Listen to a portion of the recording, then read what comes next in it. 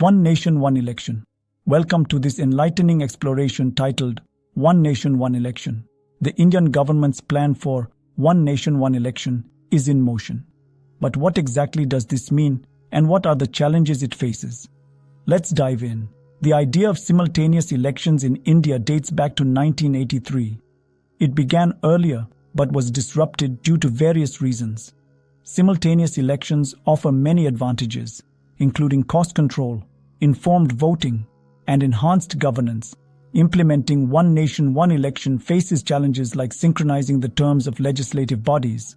Changing the terms of legislative bodies requires amendments to key constitutional articles, such as Article 83, Lok Sabha term, and Article 85, Lok Sabha dissolution, etc. India's parliamentary system adds complexity, as the government is accountable to the lower house. Securing political consensus for this reform is a formidable challenge. Implementing One Nation, One Election poses logistical challenges, including the need for more voting machines. A larger pool of polling staff is needed to manage simultaneous elections. Coordinating the transportation of election materials becomes more complex with simultaneous elections. Heightened security measures are required to maintain law and order.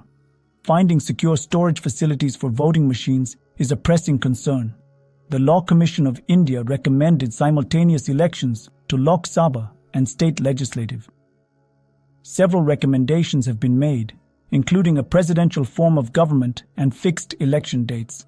Transitioning to a presidential form of government could offer a solution. Emulating the American model of fixed election dates is another option. Amending the constitution to align terms is crucial for One Nation, One Election. In conclusion, One Nation, One Election holds promise, provided it's executed with meticulous attention to policies and regulations. This transition could be a grand step toward consolidating India's democratic process and reducing administrative burdens associated with frequent elections. Thanks for joining us.